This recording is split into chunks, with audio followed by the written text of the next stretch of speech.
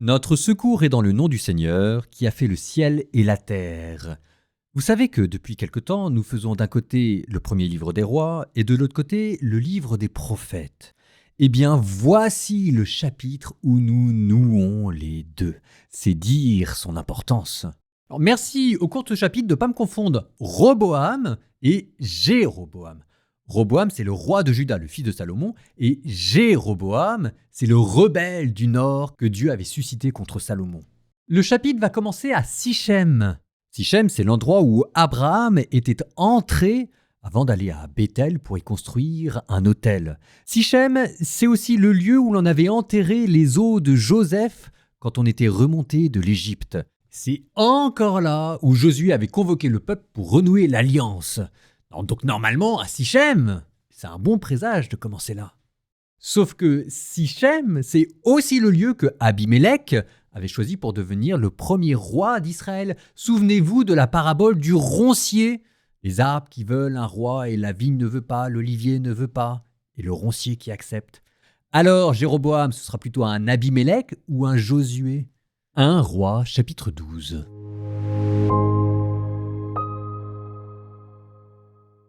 Roboam se rendit à Sichem. C'est à Sichem, en effet, que tout Israël était venu pour le faire roi. Jéroboam, fils de Nébat, apprit la nouvelle. À cette époque, il était encore en Égypte. Il s'était enfui loin du roi Salomon et depuis, il demeurait en Égypte. On envoya chercher Jéroboam, et il vint ainsi que toute l'assemblée d'Israël. Ils s'adressèrent à Roboam en disant « Ton père a rendu pénible notre joug. Toi, maintenant, allège la pénible servitude imposée par ton père et le joug pesant qu'il nous a infligé, alors nous te servirons. » Il leur répondit « Retirez-vous pour 3 jours, puis revenez vers moi. » Et le peuple se retira. Le roi Roboam prit conseil des anciens, ceux qui s'étaient tenus en présence de son père Salomon de son vivant. Il leur dit « Quelle réponse conseillez-vous de faire à ce peuple ?» Ils lui dirent alors « Si tu te fais aujourd'hui le serviteur de ce peuple, si tu te mets à leur service, et si dans ta réponse tu leur adresses des paroles bienveillantes, ils seront tes serviteurs pour toujours. » Mais il négligea le conseil que lui donnaient les anciens. Il prit conseil des jeunes gens qui avaient grandi avec lui et qui se tenaient en sa présence. Il leur demanda « Que conseillez-vous ? Quelle réponse allons-nous faire à ce peuple qui m'a parlé en disant « Allège donc le joug que nous a infligé ton père ?» Les jeunes gens qui avaient grandi avec lui répondirent « Voici ce que tu répondras à ce peuple qui t'a parlé en disant « Ton père a rendu lourd notre joug, mais toi, pour nous, allège-le. » Voilà ce que tu leur diras. « Mon petit doigt est plus fort que les reins de mon père.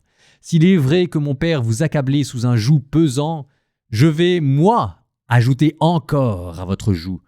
Mon père vous a corrigé avec des lanières, eh bien moi je vous corrigerai avec des fouets à pointe de fer. » Le 3e jour, Jéroboam revint, ainsi que tout le peuple auprès de Roboam, conformément à la parole du roi, revenez vers moi le 3e jour. Et le roi répondit durement au peuple, en négligeant le conseil donné par les anciens. Il parla au peuple en suivant le conseil des jeunes gens. « Mon père a rendu lourd votre joug, je vais, moi, ajouter encore à votre joug. Mon père vous a corrigé avec des lanières, eh bien moi, je vous corrigerai avec des fouets à pointe de fer. » Ainsi, le roi n'écouta pas le peuple. En effet, la tournure que prenaient les choses venait du Seigneur, pour que s'accomplisse la parole que le Seigneur avait dite par l'intermédiaire d'Ahias de Silo à Jéroboam, fils de Nébat. Tout Israël vit que le roi ne les avait pas écoutés. Le peuple rétorqua au roi « Quelle part avons-nous chez David ? Pas d'héritage chez le fils de Jessé. À tes tentes, Israël. Maintenant, David, pourvois donc à ta maison. » Et Israël s'en alla dans ses tentes. Quant aux fils d'Israël qui demeuraient dans les villes de Juda, Roboam régna sur eux. Le roi Roboam envoya Adoram, le chef de la corvée. Mais tout Israël le lapida, et il mourut. Et le roi Roboam se vit contraint de monter sur un char pour s'enfuir à Jérusalem. Les 10 tribus d'Israël rejetèrent la maison de David.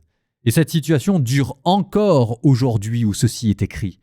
Dès que tout Israël apprit que Jéroboam était revenu, on l'envoya chercher pour qu'il vienne à la réunion du peuple, et on le fit roi sur tout Israël. Il ne restait pour suivre la maison de David que la seule tribu de Juda. Roboam arriva à Jérusalem. Il rassembla toute la maison de Juda et la tribu de Benjamin, 180 000 guerriers d'élite, pour combattre la maison d'Israël afin de rendre la royauté à Roboam, fils de Salomon. Alors la parole de Dieu fut adressée à Shemaïa, homme de Dieu. Parle à Jéroboam, fils de Salomon, roi de Juda, à toute la maison de Juda et de Benjamin et au reste du peuple. Ainsi parle le Seigneur, ne montez pas, ne faites pas la guerre à vos frères les fils d'Israël. Retournez chacun chez soi, car c'est moi qui suis à l'origine de cette affaire. Alors ils écoutèrent la parole du Seigneur, et ils s'en retournèrent selon la parole du Seigneur. Jéroboam fortifia Sichem dans la maison d'Éphraïm et s'y établit. Puis il en sortit et fortifia Pénouël. Jéroboam se dit « Maintenant le royaume risque fort de se rallier de nouveau à la maison de David. Si le peuple continue de monter à Jérusalem pour offrir des sacrifices dans la maison du Seigneur, le cœur de ce peuple reviendra vers son souverain Roboam, roi de Juda, et l'on me tuera. » Après avoir tenu conseil, Jéroboam fit fabriquer 2 veaux en or, et il déclara au peuple « Voilà trop longtemps que vous montez à Jérusalem. Israël, voici tes dieux qui t'ont fait monter du pays d'Égypte. » Et il plaça l'un des veaux à Béthel, l'autre à Dan. Et ce fut un grand péché. Le peuple conduisit en procession celui qui allait à Dan. Jéroboam y établit un temple à la manière des lieux sacrés. Il y institua des prêtres pris n'importe où et qui n'étaient pas des descendants de Lévi. Jéroboam célébra la fête le 15e jour du 8e mois, fête pareille à celle que l'on célébrait en Juda, et il monta à l'autel. Il fit de même à Béthel, en offrant des sacrifices aux veaux qu'il avait fabriqués. Il établit à Béthel les prêtres des lieux sacrés qu'il avait institués. Il monta à l'autel qu'il avait édifié à Béthel, le 15 du 8e mois, date qu'il avait de lui-même fixée. Il organisa une fête pour les fils d'Israël, et il monta à l'autel pour brûler de l'encens.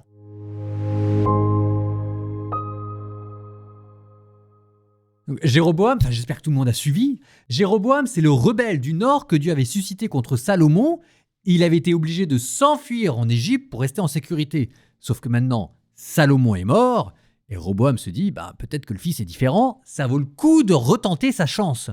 La demande qu'il fait est pleine de bon sens et n'est pas sans rappeler la demande que Moïse avait faite jadis à Pharaon pour demander d'alléger la corvée. Oui, mais Roboam, le roi de Juda, il a 41 ans et il demande conseil à des jeunes gens qui devaient probablement avoir son âge, mais c'est la nouvelle génération arriviste et arrogante, soucieuse de montrer que la place leur appartient.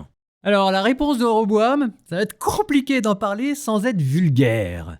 Quand Roboam dit « Mon petit doigt pèse plus lourd que les reins de mon père », en hébreu, mon petit doigt, ça peut signifier autre chose. Je vous laisse deviner quoi. Et les reins de mon père, ça veut dire ses fesses. Allez, je vais essayer de vous le redire avec mes mots à moi. Mon père, Salomon, avait posé ses reins sur votre tête. Eh ben moi, je vais y poser mon petit doigt et ça va être encore plus douloureux. La classe, la grande classe, Roboam. On comprend que Jéroboam, le rebelle du Nord, le prenne plutôt mal. Et ce qui devait arriver arriva. Le royaume israélite se scinde en 2. La partie au nord, Israël, la partie au sud, Juda. Et ça, c'est le drame qui va poursuivre comme une malédiction toute l'histoire d'Israël.